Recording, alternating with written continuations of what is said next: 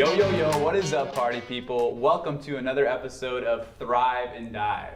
Thriving in life as we dive into deeper conversations from a biblical worldview. I am joined by three of my high school senior students. Let's go. So before we jump into the content today, I want to have a brief introduction of these fine three individuals. They're going to share all of their personal information right here. I didn't tell them that, but no, the only information I want you to share is your name, and let's go with your favorite cereal and why. So I'll go ahead and start with my favorite cereal to give them time to think of as they scramble to think of their favorite cereal, which is a loaded metaphysical question for a day like today, but you guys got this. So I'm not a big favorites person, oh, this is my all-time favorite. I like having multiple things that I enjoy.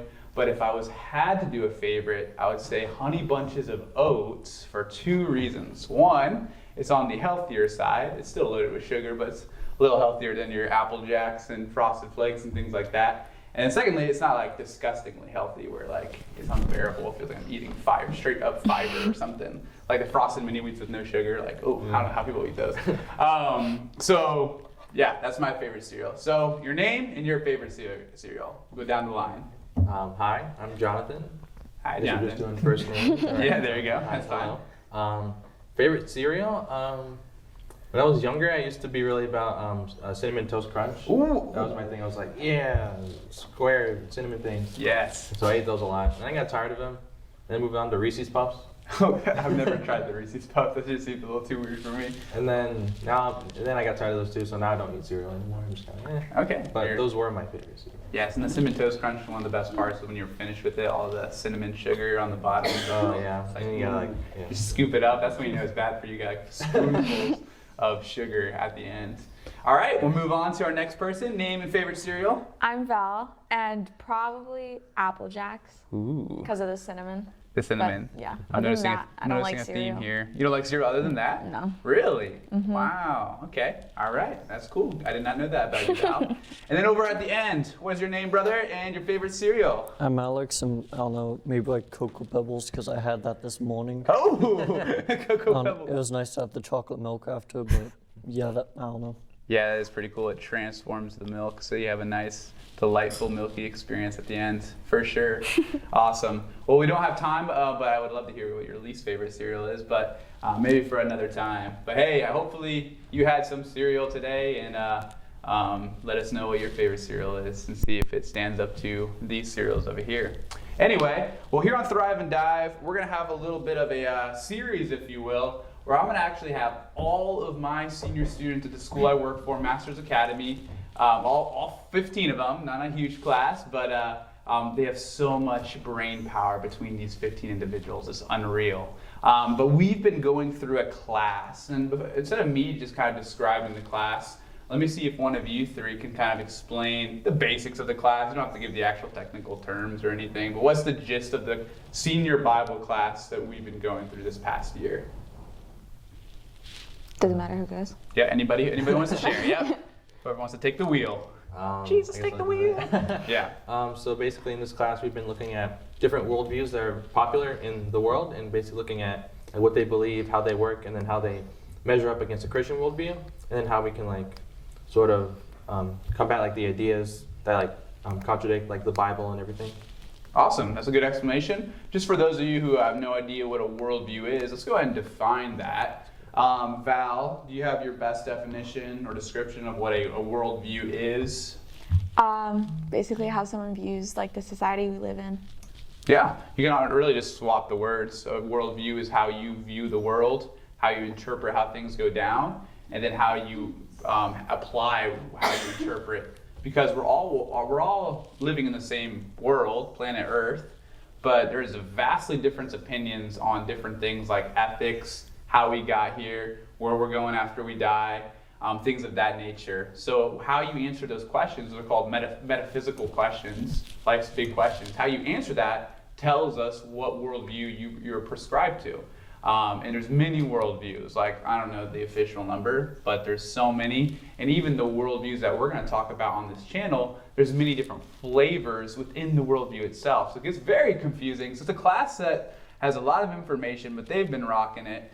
So we're, through this series on Thrive and Dive, we're going to be talking about the top 6 worldviews according to a study from Summit Ministries. I forgot the textbook. I was going to give them a little promotion here, but maybe I'll do it on the next time. Yeah, I'll put it up and put it in the comments or something. But from Summit Ministries, they put on a stinking, rockin', solid, what we call apologetics curriculum. Apologetics meaning just being able to defend what you believe. Specifically the Christian faith and their material. So if you're a teacher out there and or a youth pastor or something, you're just looking for some good content, check out Summit Ministries. They got some good stuff. But according to Summit Ministries, the top 6 worldviews currently as of today are secularism, Marxism, postmodernism, new spirituality, Islam, and Christianity. Just a disclaimer, we prescribe to the Christian worldview. That's how we interpret things. But we want to talk about the other 5 most popular worldviews. We want to get some information if you're new to this worldview. We're not claiming to be experts on the worldview we describe. We've just taken a quarter, not even a quarter, talking about each worldview, a couple weeks talking about each worldview. We just kind of have a general foundation of the worldview. So if you want to talk to an expert who's an expert in Marxism or Islam, we'll refer you to them. But we just want to give you kind of a basic understanding of each worldview in our conversations today with my students. So the first one we're going to tackle with Jonathan, Val, and Alex is the worldview of secularism. Okay? It's sometimes referred to as secular humanism as well. And we're going to go through, as time allows, 10 disciplines that each worldview addresses. So in order to kind of give a survey of the worldview, it's helpful to understand what they believe concerning the top 10 disciplines that are universal to everybody in the world. So for example, what are some of the disciplines that we're going to talk about? Just kind of spitball them at me. Just in no particular order. What are some of the 10 disciplines that we're doing? Just go down the line. Jonathan, what's one of the disciplines we're going to look at? Ethics. Ethics, yep. How you determine what is right and wrong. Val, give me another discipline. Psychology. Psychology, yeah. How the worldview believes the mind is made up and how do we make decisions. Alex, do you have another discipline that we're going to talk about today? The history? Say it again. The history? History, yep. How the worldview looks through the eyes of history. How do they interpret history, things like that. But I'll go down the list, the ones we missed. We're going to talk about theology, how they view God, if they believe in a God or not. Philosophy, what they believe is true, and how do we determine something is true. These are a lot of technical terms, so bear with me here. Ethics, as we've already explained. Biology, every worldview's got to share on how they think life came to be. Sociology, the study of how we live in society, how we're supposed to be interacting, what's the best way to do that. Law, what type of laws should govern us as people, and with that, politics. Every worldview's got to address what political system they prescribe to, and then economics, how they believe wealth should be distributed and earned. So we'll try to touch on all of these, and then history is the last one, as Alex said. We'll try to touch on all these, but we'll see how time goes, and we'll just kind of roll with it. So, starting with theology, we'll go ahead and start with Alex on the end here. And I'm kind of quizzing them on this Thrive and Dive channel, so they're actually getting a grade for this. So if they don't know the answer, we'll just move on to the next person. But Alex, what theology does secularism believe in? Well, they believe in atheism. Atheism, yes. And go ahead and explain for our viewers what atheism is. They believe that there is no God, but we just kind of came around. Yep. No God at all. Not even the potential for a God. There's an absence of a God-like figure in this worldview if you prescribe to secularism and you're consistent about it. Excellent. Moving down the line, Val, what do they believe concerning truth and philosophy? They believe in moral relativism, right? Moral relativism, so that's going to go into ethics, what they believe about right and wrong. But what do they believe about truth in terms of the material world and spiritual world? Which one do they believe in? The material world. Material world, okay? Mm-hmm. So when it comes to philosophy, there's something called monism. We're going to throw a lot of technical terms at you, so put on your big boy pants here. There's monism and there's dualism, okay? Jonathan, what does monism believe in terms of entities? Is there one or two? One. One. So mon means one. And then dual, Val, would mean Two. two. You're going in a duel. I'm going to duel you, right? There should be two of you. Otherwise, it's not a duel. But yeah, so monism and dualism. So they believe in monism, but then you've got to determine which monism you believe. You can believe in material monism, which believes that everything on this earth is material, or you can believe in spiritual monism, which everything in this world is spiritual.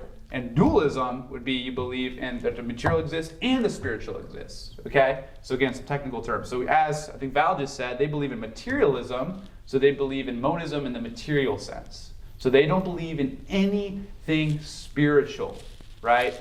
Makes sense. Why? Because they're atheists, and if you believe in a God, you're believing in the spiritual by default, right? So they don't believe that the world, I'm kind of jumping ahead here, but they don't believe that the world's created through supernatural, spiritual means. It's all what we call natural, so naturalism. Excellent. So Val, you just said it, so I'm going to go to you again. What do they believe about right and wrong and ethics?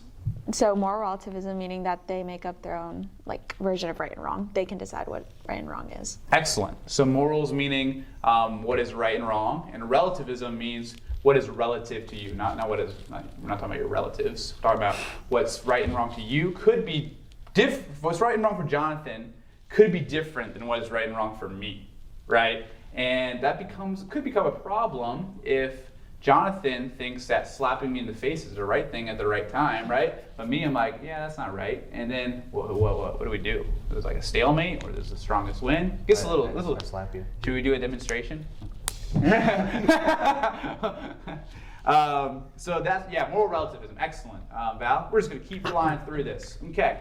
Biology, Jonathan, what do they believe about how we got here, how life was created?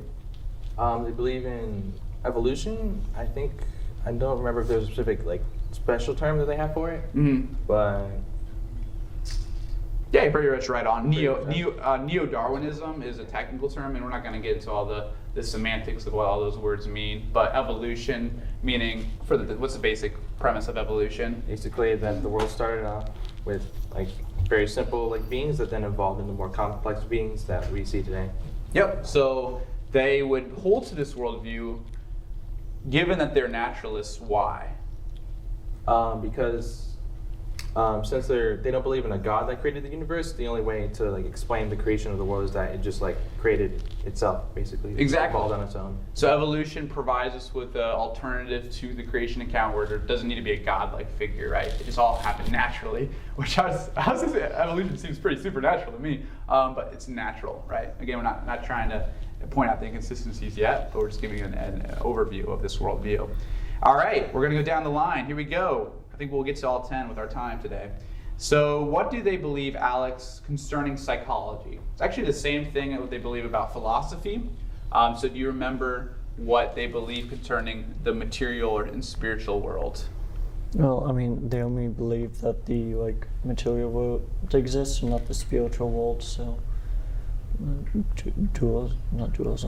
Monism. Monism, yeah. Yep. So they only believe in the material world. So when it comes to our mind, our psyche, this is kind of again, we're no experts here, but the two camps you can believe in is that there's the brain and the mind.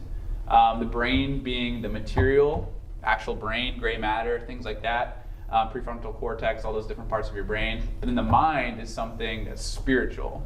When you open someone's brain, you don't see the components that make up their mind, right? So I don't know, I'm not a neurologist or something, brain surgeon type person, so I have no credentials here. But the secularists would believe that it's just the brain that's in your head. There's no mind, there's no spiritual part of your brain, or soul is what some people would prescribe to, right? Like your heart, your soul, your mind, those are kind of all the same words describing the same thing. A secularist doesn't believe that exists, because that's spiritual, right? We only have the physical brain. So, good stuff, Alex. All right, moving on. Sociology.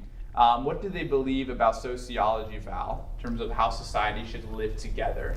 So the word that we had on our list was personal autonomy, but an easier way that I remember is non-traditional family and state, which is anyone can marry anyone. If it's love, it's love. Two men can be together. Two women can marry each other. Yeah, so this is obviously a very controversial part of the worldview that a lot of people will disagree or agree on. So what do you mean by, I think you just explained it, but non-traditional family, what they don't believe in a traditional family, so what is the traditional family? The father being the head of the household, and then the mother being there, and that's just traditional. Yep, so one man, one woman, kids, that's kind of what we call traditional family. So they believe, no, we need to have personal autonomy. We can change up the rules that's been in place for a long time and adapt them to what we think expressions of love can and should be. Okay, that's good, Val. Well done. All right, and then what do they believe about law, Jonathan? In terms of, we're going to get into government a little bit, but law specifically. Law, if I remember, pretty sure is it legal positive? Yep, Yeah, legal positivism. So And explain for us what that is. that one, basically, they're positive about the law. So basically, just that the law is something that's good that should be essentially like, trying to figure out how to explain it, but that it's like basically like very important for guys like governing our lives essentially, but there's like an extra emphasis on the law. Okay, and who's the lawmakers, if you will? Who holds the highest authority in their worldview? Then it'll be the government. The government. So every worldview's got to determine who has the highest authority in our world, because whoever has the highest authority has the right to make the rules. So kind of showing our hand here, we as Christians believe that God is the highest authority, so therefore all law should come from him. And if ever a lower authority, like the government or like a teacher for you, for example, if not me, ever command something that's contrary to what God says, we always default to the highest authority, right? So they believe that the government is God, and if you're comparing our worldview to their worldview, obviously they don't claim the government's God because they're atheists, but they say the government is the highest authority, which gets into a little tricky situation. And again, we're kind of jumping ahead here. When they believe in relativism for ethics, right? You can determine right and wrong, but then they say the government's the highest authority, right? What if the government stops me from doing what I want? I mean, who's the higher authority at that point? It gets into a little bit of a tricky, sticky situation. So interesting. I would say not even that, but also different people within the government can then have different ideas of what like is the right thing to do. And True. So there's the conflict within the government that's trying to tell you what to do. So there's just a bunch of problems. That's true. Yeah, who's the head honcho in the government, right? Is it the president? I don't know. Like, even then, the government is kind of like this entity made up of individuals who could have different opinions on morality. Yeah, it's interesting. Good point, Jonathan. All right, moving over to politics. Alex, do you remember what the term we used for what type of political system they adhere to? You got me at like one of the ones I don't remember. No that worries. well. It starts with a P, little hint, but I don't know if that'll help. Progressive Yes. something. Progressivism. And do you remember what Yeah. progressivism means? We just kind of progress as we go on. I mean, Yeah, I mean, you're using the term in the term, which is spot on in terms of the direction they go. So basically, they're saying we're evolving, we're progressing. Old and traditional things, we need to do away with them. Come on, this is the 21st century after all. Let's get rid of those old inhibiting institutions like a traditional family, and let's progress into some more opportunities that we've yet to explore. Seems a little fishy to me, but we'll get to that in a second. All right, so we're almost there. You guys are doing great. Economics. Valentina, what do they believe to determine economics? Economic interventionism. Excellent. Big term. What does it mean? The government should be able to control where our money goes and who gets it. Okay. Yeah. So this is where you get to different flavors of secularists. Not everyone's gonna be on the same page, but for the most part, I don't think they would say they're full-on socialists, where the government's supposed to redistribute wealth evenly. But they do believe that the government, since they're the highest authority, staying consistent with legal positivism, they believe that the government should have a little more control and intervention in how the economic system works in America and worldwide. All right, and then for history, Jonathan, finish us off here. What do they believe concerning history from creation up to this point? What's the term that we use to explain their belief in history? I think it has something to do with progress. I think evolution's in it too. It's like evolutionary progress or something like that. Yes, social progress. I mean, kind of the same, birds of the same feather there. But pretty much what's it saying in terms of social progress? What does that mean? Basically, mankind has been socially progressing through civilizations to get to where we are now. essentially. Yeah, so like evolution, right? We've progressed so much than we did however many thousand years ago, and we're constantly trying to. Good secularists will be like, all right, we're all for progress, right? Whatever benefits mankind, let's do that, right? The tricky part is what benefits mankind, right? It's a little subjective at that point. So yeah, that's good. Right on. All right, so that's kind of a brief overview of what the worldview adheres to. Now we're going to kind of jump around here, and we're going to kind of poke at this a little bit. And if you're a secularist, I'd love to hear your thoughts or critiques on your worldview. Again, we're not experts, but we'd love to hear what you think. So we're going to point out maybe some inconsistencies with this worldview. We've already done it a little bit as we've progressed through this. But no particular area, guys. Is there a specific part of this worldview, as we studied in class and as we've gone over it now, where you find like, I would struggle with this part if I were to convert to secularism? I don't know if I can stomach that idea, that concept. So in no particular order, one of you guys want to share what is an inconsistency in that worldview that you would have a hard time adhering to? Yes. Okay, so the part about it being just material, like when I was watching this video by the Summit, By Summit Ministries? Yep. He gave an example of from the movie Horton Hears a Who, where the Good movie. kangaroo was like, if you can't feel it, you can't see it, it doesn't exist. Yes. Which basically is what the secularists believe. But there's so many things that we can't see, but we still believe in because it's like a leap of faith, like the wind, for example. Sure. Yep. But like, I think that would be my greatest like, oh, well, that doesn't seem too right about it. That'd be my greatest like, yeah. No, great. Thanks for pointing that out, Val. Yeah, so a true secularist don't like the idea of the faith component of the Christian worldview specifically, where you've got to accept things by faith, like believing in God that you can't physically see. But we would argue that, well, we can see him. We can see representations of him, whether it's through creation or through his word, what we call the Bible. So it's not a blind faith as they make us out to be. There is physical things we can see, but we do believe that there's spiritual components that we won't completely understand on this side of heaven, right? So their view of the physical only is something that you would struggle with, Val. Mm-hmm. What about the rest of you guys? What are some things that, not sure how I feel about that? Kind of jumping off of Val, I think kind of like the monism aspect of it, because like, you know, saying like if you cut, like open someone's head, you see their brain. You don't see their mind, so it's like, oh, the mind doesn't actually exist, it's just the brain. Yeah. But like, even if you look at someone's heart, you're not going to see like their feelings and everything. You just see the organ. Right. But obviously, as human beings, we feel things, we experience emotions, we have thoughts, but those can't be like seen like when you like look at someone's body. So just because I can't see it doesn't mean that it's not there. Yeah. Because clearly we experience things and we think things. So I think it's just a bit like odd to then say that like that there's only just the physical when clearly there's something else going on. Yeah, I'd be curious to see how secularists would answer how they explain things such as emotions, which are non-physical. I would say they're spiritual. I don't know, maybe they say, no, they're physical because they come from your, what's up the back part of your brain called? The medulla? I don't know, brain anatomy's been a while. But anybody in the audience know what the thing is that controls your emotions? There's a part at the back of your brain. I forget what it's called. I literally just read. Say it again? Amygdala, is that a thing? Amygdala. I think it's the amygdala. Yeah, it is the amygdala. So they say the amygdala controls emotions, and the amygdala is actually physical because you can see it. So therefore, emotions are physical, right? That's how I think they would go about that. But again, I'm not a secularist, so I don't know. But like you said, yeah, how do you reconcile things that are not physical? Like, for example, the classic example in my mind is love, the concept of love.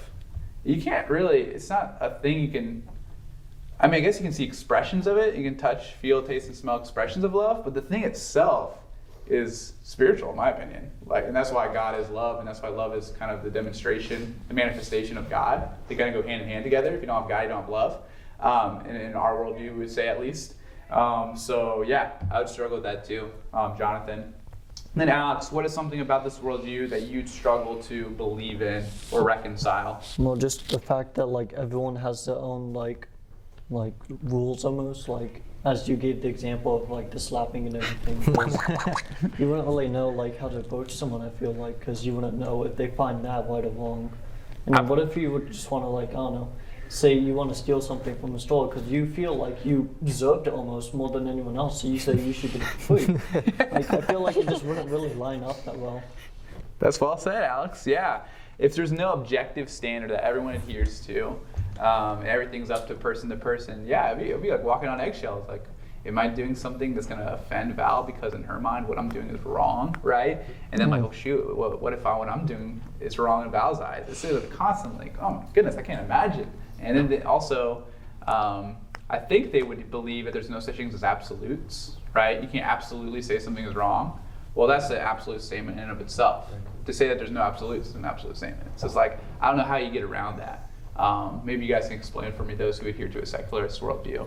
Great, awesome. And as we kind of close today, because we are running out of time, so we like we said at the beginning, we adhere to the Christian worldview. And we're not going to get into all of what that entails. But for you guys today, how would it be hard for a Christian worldview to coexist with a worldview like secularism? So there's a big movement out there. You can see it on the bumper stickers of many cars. We just need to coexist, right? We all just need to kumbaya. Let's all just believe what we want. It's all good. What is kind of some of the conflicts that a Christian would have with a secularist ideology? So in no particular order, what do you think? And we've kind of touched on some of them already, but maybe you want to highlight how it connects with the Christian worldview. I mean, probably just that they find like the religion as like the fault of almost everything. Mm-hmm. They just don't believe in God, like blaming it on religion almost. Yeah. Everything that is bad. So we kind of believe in a God, so they're like, wow, it's your fault. You did this. Yeah. So I mean, it'd be kind of hard to coexist with them considering we believe like almost completely differently. But yeah. Yeah, it is the basic atheist belief, right? Like, they believe in no God, we believe in a God. Well, it's like, they can't both be right. Either there's a God or there's not. Okay, good. Alex, Val, and Jonathan. Well, we said the moral relativism part. Mm-hmm. We know what's right and wrong because God said it on our hearts, but they could just say murder's right and it be right to them, but we obviously know that it's not. So that just like contradicts each other, kind of headbutts into each other. Absolutely, and let's touch on that for a second, Val. This is kind of outside of our peripheral study that you guys did for preparation of this talk. But what do we say are the two sources of law that as Christians we believe in? What's the ultimate source, and then what's a secondary source? God and the Bible. Okay, actually, so Bible and God, I say one and the same. Mm-hmm. We know what God wants based on the Bible, and we can go watch videos on why the Bible has the ultimate authority in our opinion. There's a lot of good stuff out there that we're not going to touch on in this episode.